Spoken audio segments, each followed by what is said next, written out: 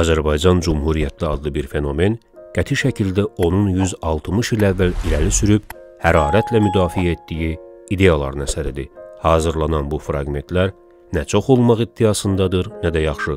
Çünki bir toplumu icmadan millət durumuna keçirmək üçün əlindən gələn hər şeyi edən bir insan, o toplumun bütün nəsilləri üçün həmişə yeni olmalıdır.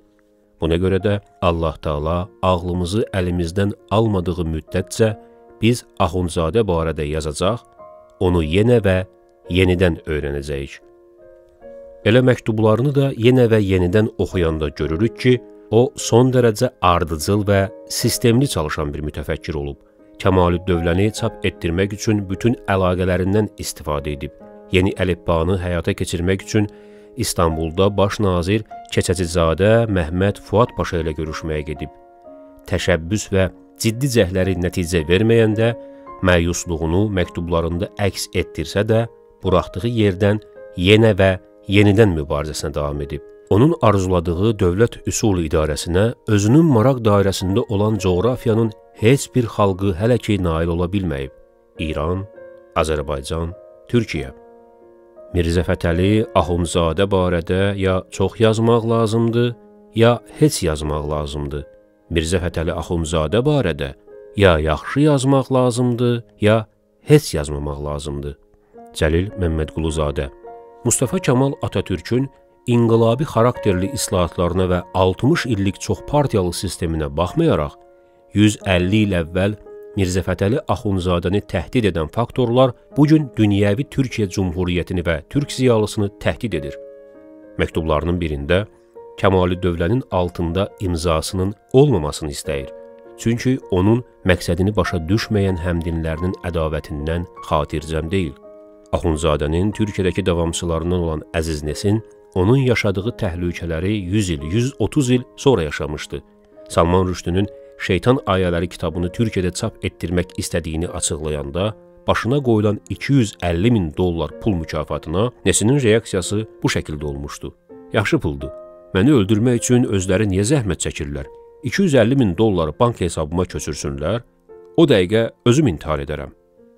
Gürcü tədqiqatçısı Vaso Çaçanidze 30 il qabaq Axundzadənin meydinin bir neçə gün ortada qaldığını və din tacirlərinin cənazə namazı qılınmasına icazə vermədiklərini iddia etsə də, Professor Vilayət Quliyev bu iddianın düz olmadığını isbatlamışdı. Ancaq hardan baxsaq, din tacirlərinin Axundzadənin fiziki varlığı və əsərləri üçün ən böyük təhlükə mənbəyi olduğunu görürük.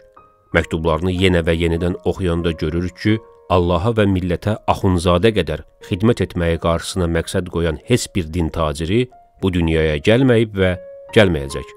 Əkinçinin mühərriri Zərdabiyə məktubu, Axundzadənin öz yazdıqlarını özləri də anlamayan və xalqa qətiyyən dəxli olmayan müasir şizofren inteldantellərə verdiyi əlifba dərsidir. 28 may 1918-də elan edilən Şərqin ilk cumhuriyyəti 1848-də yazılmağa başlanan təmsilatın 70 il sonra çatdığı zirvə idi. Məni nadanlıq vurdu.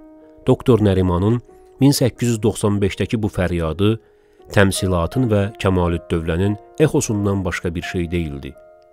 Əslində onun əsəri olmayan nəyimiz var ki, onun barəsində həm çox, həm də yaxşı yazmaq ümidi ilə. Məktublarından parçalar. Kəmalüddövlə çapdan çıxandan sonra Melkum xana yazacağım məktubun surəti. Mənim bu məktubumun surətini bir kitabçaya köçürüb saxlayın. Bari qoy gələcək nəsil bilsin ki, mən və siz bu xüsusda nə qədər zəhmətlər çəkmişik, lakin səyimiz heç bir nəticə verməmişdir. Bəlkə onlar bizim bu arzumuzu həyata keçirsinlər. Lakin mənim onlara da ümidim yoxdur. Çünki onların özü də bizim müasirimiz olan bu eşşəklərdən əmələ gələcəkdirlər. Fransanın Rəşdəki keçmiş baş konsulu Monsieur Nikolaiyə.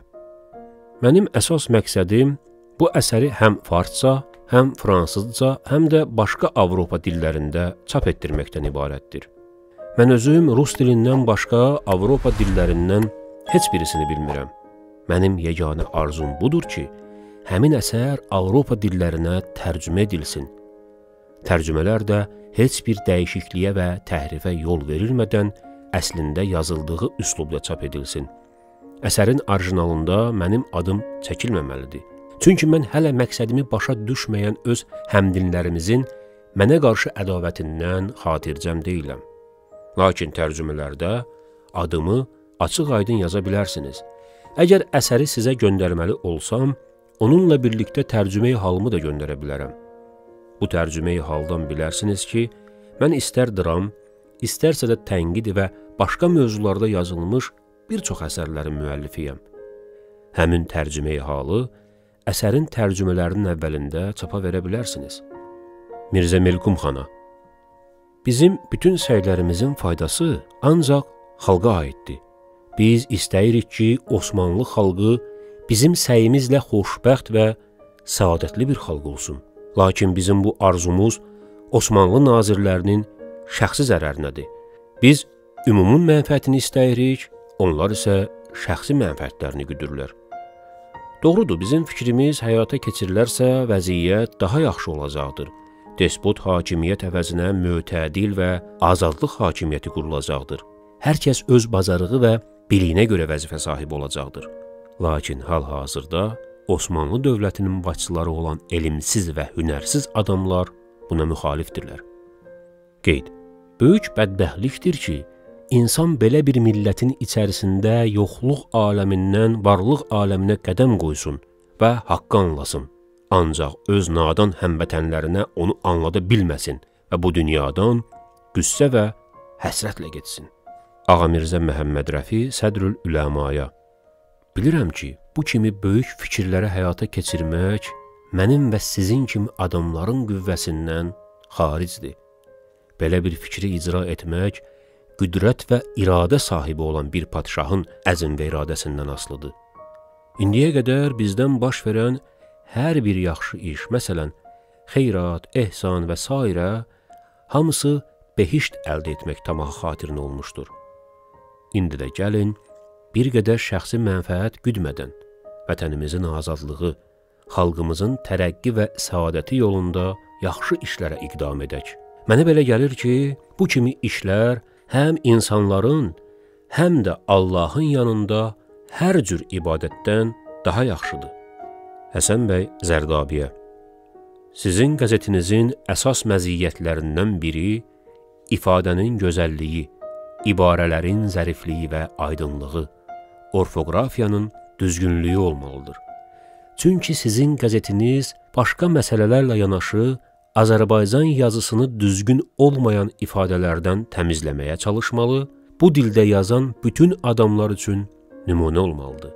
Mən sizin qəzetinizdə əməkdaşlıq etməkdən boyun qaçırmıram. Qəzetinizin proqramını mənə göndərin. Mirzə Mustafaya. Kafirliyi və xəbərsizliyi özünüzə din və əqidə kimi qəbul etməyin. Kafirlik, yəni haqqı inkar etmək. Xəbərsizlik, yəni qəflətdə olmaqdır. Bunların hər ikisi mənim zövqümə və məsləyimə zidd olan şeylərdir. İnsan nə haqqı inkar etməli, nə də mərifət aləmindən bixəbər olmalıdır.